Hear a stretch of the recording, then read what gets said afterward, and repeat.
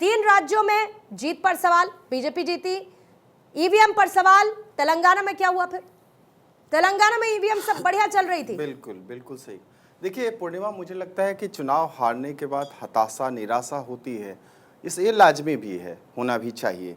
लेकिन प्रजातंत्र को लूटतंत्र मानने वाले, परिवार तंत्र मानने वाले लोगों को, लोकतंत्र को आप देखें जब भ्रष्टाचार के तंत्र को स्वीकारने वाले लोगों को दुख तो होना लाजमी है। अरे 70 साल से हम लोगों ने झेला है इन लोगों को। फिर बात करते हैं कि आपने कहा कि ईवीएम, अरे हवाई जहाज के युग में आप बैलगाड़ी पे चढ़ना चाहते हैं? और ईवीएम पे प्रश्न उठाने वाले को ये भी तो सोचना है कि 2004 में आप ही तो लेके आए, साइनिंग इंडिया के बावजूद भारतीय जनता पार्टी हार जाती है। उस समय आपने लोकसभा के चुनाव में ईवीएम का यूज हुआ था, से समाजवादी पार्टी जीती, वही मैं उसी पे आना चाहता हूं। उसी ईवीएम से तेलंगाना जीतती है, उसी ईवीएम से क्षेत्रीय पार्टियां जीतती हैं, उसी ईवीएम से बीजेपी जीतती है। ईवीएम दोषी कैसे? जब देखिए पूर्णिमा, बात है कि देखिए जब चुनाव हारते हैं, खास करके 2017 में चुनाव हार जाते हैं, ईवीएम का ठीकरा इसके ऊपर, ईवीएम के ऊपर ठीकरा फोड़ देते हैं। 2019 के चुनाव को, 2014 के चुनाव का, जब चुनाव हारता है विपक्ष तो ईवीएम का ठीकरा। अरे चुनाव में चुनावी रणनीति लेके जाते हैं, मुद्दे लेके जाते हैं, लेकिन मुद्दे के रूप में सनातन का विरोध और सनातनियों का अपमान और सनातनियों का समूल नाश लेकर के जाएंगे तो जनता नहीं स्वीकार करेगी। और हिंदी पट्टी और साउथ और उत्तर और दक्षिण को बांटने वाले लोग डीएम के, बताइए, ठेकेदार है दक्षिण का। और दक्षिण की बात करते हैं तो आपको भूलना नहीं चाहिए, अरे तेलंगाना में 4 सीट भारतीय जनता पार्टी की है, 25 सीट कर्नाटका, हिंदी पट्टी तो नहीं है ना, उसके बावजूद भारतीय जनता पार्टी की मेंबर ऑफ पार्लियामेंट की संख्या तो देखिए 25 वहां पे मेंबर ऑफ पार्लियामेंट है। तो आप हिंदी और उत्तर और दक्षिण को बांटने का प्रयास नहीं। दक्षिण भी हमारे लिए उतना ही प्यारा है जितना उत्तर। उत्तर हमारे लिए दिल है तो धड़कन है दक्षिण, इस बात को आपको मानना पड़ेगा। ये देखिए सबसे बड़ी बात है, ना तो ये महात्मा गांधी को मानने वाले हैं, ना तो राम मनोहर लोहिया। देखिए समाजवादी की बात करते हैं, ये हिंदी की बात हुई, हिंदी भाषी की बात होती है, उत्तर वाले की बात होती है और दक्षिण वाले की बात होती है। तो राम मनोहर लोहिया और महात्मा गांधी दोनों ने राष्ट्रभाषा हिंदी को स्वीकारने के लिए उन्होंने देश में लाने की बात करी थी सबसे पहले। लेकिन आज जब डीएम के हिंदी का जब विरोध करता है, कांग्रेस पार्टी उसका साथ हो जाती है, समाजवादी पार्टी का विरोध नहीं होता है। तो ना तो ये राम मनोहर लोहिया को मानने वाले नहीं है, ये एक सिर्फ परिवारवाद तक सीमित है। अखिलेश यादव एक परिवारवादी पार्टी बनकर रह गए हैं। तो इनका जनता ने देखिए किस तरह से उत्तर प्रदेश में हासिल कर दिया है। इसके बाद अनपढ़ राजा की संज्ञा दी जाती है इनको।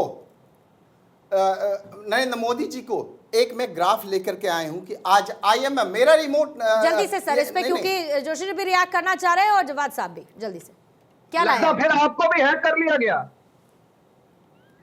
आपको तो कहीं नहीं हैक कर दिया किसी ने। मुझे लगता है देखिए सैयद जवाद जी, पूरे विपक्ष को जनता ने हैक कर रखा है, क्योंकि जब विपक्ष के पास आप चुनावी मुद्दे नहीं लेकर के जाएंगे, उनके मुद्दे लेकर के नहीं जाएंगे, उनके विकास के मुद्दे जब नहीं लेके जाएंगे तो जनता जो है विपक्ष को हैक कर रखा है और हताशा और निराशा। जनता अपना जनादेश दे चुकी है, जनता अपना जनादेश दे चुकी है और वो आंकड़ों के जरिए और सत्ता के जरिए साफ क्लियर है, उसको बताने की जरूरत नहीं। रमनीश जी जरा रुकिएगा, पूरी तरह से ठीक है सर, ठीक है जवाब साहब, अब आप भी रुकिएगा। जोशी जी जरा 2 सेकंड मुझे दीजिएगा। प्रेम सर, बहुत इंपॉर्टेंट है ये समझना कि तेलंगाना को लेकर विपक्ष सवाल नहीं उठाता, कांग्रेस सवाल नहीं उठाता, समाजवादी पार्टी उसको लेकर सवाल नहीं उठाती, लेकिन 3 राज्यों में अगर बीजेपी जीत जाती है उसको लेकर सवाल उठता है। कौन है इनकी स्ट्रैटेजी डिसाइड करने वाला? सर कौन है अंदर खाने? आपको शायद पता हो कौन ये बताता है कि सनातन का अपमान करो, प्रधानमंत्री मोदी को गालियां दो, गौमूत्र की बात करो, ईवीएम पर सवाल उठाओ? कौन है ये स्ट्रैटेजी बताने वाला जो बार बार बैकफायर करती है? सर आपको पूर्णिमा जी लगता है कि आप इतने सवालों का उत्तर देने के लिए हमें वक्त देंगी? सर माफी चाहूंगी, थोड़ा देर से आई हूं, लेकिन आपको वक्त देती हूं। लेकिन फिर भी नहीं, सवाल बहुत है, कहने का मतलब। देखिए बात हम सुप्रीम कोर्ट से शुरू करते हैं जो अवधेश जी ने उठाया। सुप्रीम कोर्ट ने बार बार फैसले दिए हैं, लेकिन बार बार जो उसको प्यूरिफाई किया गया है, जैसे वीवीपैट को लाया गया तो असुरक्षित था ईवीएम, तब तो वीवीपैट को लाया गया, असुरक्षित था तब वीवीपैट आया। वीवीपैट के साथ पर्ची निकालने का सवाल, तो आज भी चुनाव आयोग से को कहा था सुप्रीम कोर्ट ने, तो चुनाव आयोग ने उस समय कहा था कि सारे जगह ये संभव नहीं है, तो 1/3 या इस तरह से माना। अब नए सिरे से सुप्रीम कोर्ट में मामला है कि वीवीपैट की पर्ची जब 1/3 में है तो सब जगह क्यों नहीं होना चाहिए, विचाराधीन है। असुरक्षित है तब तो हमने वीवीपैट की पर्ची स्वीकार की। क्लैरिफाई करिएगा, क्या इसके पीछे की वजह यह है कि ईवीएम सुरक्षित नहीं है? नहीं, यही तो असुरक्षित है तभी तो ये assumptions क्यों लगाएं? बिल्कुल। फैक्ट पर बात करते हैं ना सर, सुप्रीम कोर्ट की बात कर रहे हैं, फैक्ट्स पर बात करते हैं। क्या सुप्रीम कोर्ट ने ये कहा कि ईवीएम सुरक्षित नहीं है इसीलिए व्यवस्था होनी चाहिए? फैक्ट्स पर सर इसमें कहने की क्या बात है सर? क्यों नहीं कहने की बात है? क्यों नहीं कहने की बात है सर? हम assumptions कैसे करें? बोलने दीजिए, मुझे बोलने सर हम assumptions नहीं करेंगे ना। ये इम्पोर्टेंट बात आपको है। इतने लोग नेशनल Assumptions टेलीविजन की पर बात ही सुन नहीं। रहे हैं, assumptions नहीं जब हम करेंगे, यहीं फैक्ट्स पास पर कर बात रह करेंगे। जाएंगे, अगर बात मेरी नहीं आएगी तो हम दूसरी बात क्या बोलेंगे? बोलिए सर। देखिए, वीवीपैट को स्वीकार करना, इस बात की मान्यता देना है कि ईवीएम सुरक्षित नहीं था। नहीं। इसके बाद इसको सारे जगह इसको लागू किया जा रहा है। दूसरी बात, तीसरी बात, अब आइए, आप जो तेलंगाना बोल रहे हैं या मिजोरम बोल रहे हैं, ये पूरे चुनाव प्रक्रिया का अध्ययन कीजिए। भाई, मिजोरम में बीजेपी का कोई स्टेक नहीं था, प्रधानमंत्री गए तक नहीं। और तेलंगाना सबसे आखिरी दिन चुनाव हुआ 30 नवंबर को, 3 को काउंटिंग आई, कोई ईवीएम इधर उधर करने का कोई अवसर नहीं था। अब ये जो 3 स्टेट हैं इसके लिए पूरे अवसर थे। मैं सिचुएशन बता रहा हूं, मैं दावे कुछ भी नहीं कर रहा। और इस पर एनालिसिस कर रहे हैं आप। मैं आकलन कर रहे हैं इस पर आप। मैं बता रहा हूं। assumptions कर रहे हैं इस पर आप। assumptions नहीं कर रहे, मैं फैक्ट्स भी रखूंगा। तो चुनाव आयोग पर आप Facts कुल भी मिलाकर रखूंगा। सवाल उठा रहे हैं। 15,000 आप ये कह रहे हैं प्रेम जी कि चुनाव आयोग जो है मुझे वो नहीं बीजेपी बोलने के इशारे देंगे पर ना। काम करता है, मैं यही justify कहना कर चाह रहे रहा हैं ना हूं। प्रेम जी? मैं जस्टिफाई कर रहा हूं जो बोल रहा हूं। 15,000 कंप्लेंट्स इलेक्शन कमीशन के पास इसी चुनाव के दौरान इन्हीं 3 राज्यों के पड़े हुए हैं। नहीं तो क्या 2014 के बाद ही सारी कंप्लेंट चुनाव आयोग के पास पहुंची? 2014 उससे पहले की कभी बात नहीं, चुनाव मैं- आयोग के पास कोई कंप्लेंट नहीं पहुंची? पूर्णिमा सर? जी, इस चुनाव की बात कर रहा हूं मैं। सर मैं ओवरऑल बात कर रही हूँ ना, आप बताइए, वरिष्ठ पत्रकार है सर, मेरी जानकारी आपसे कम हो सकती है। 2014 से पहले चुनाव आयोग के पास शिकायतें नहीं पहुंचती थी क्या? जब नहीं, ये तो इस रेलिवेंट सवाल ही नहीं है आपका। क्यों नहीं है सर?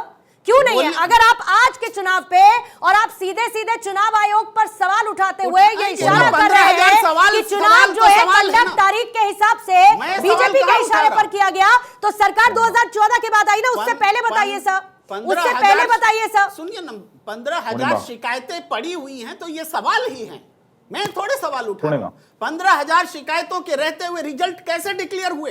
15,000 शिकायतों का निपटारा होना था तब। अच्छा, उसके बाद रिजल्ट डिक्लेयर होने चाहिए, ऐसा होना चाहिए क्या सर? उसके बाद रिजल्ट डिक्लेयर होने चाहिए। जल्दी से स्क्रीन पर सबको रखेंगे, पहली अध्यक्ष जी बात को तो स्क्रीन ये पर। है पॉइंट पर आने ही नहीं दिया गया। वीवीपैट लगाने के पीछे कतई ये तर्क नहीं था कि इलेक्ट्रॉनिक वोटिंग मशीन में तो कोई शौक से प्रॉब्लम- लगा रहे थे तो क्या? सुन क्या लीजिए बात पूरी करते बात, हैं बीच में मैं नहीं बोला सर, जरा आप भी दूसरे पर सुन लीजिए।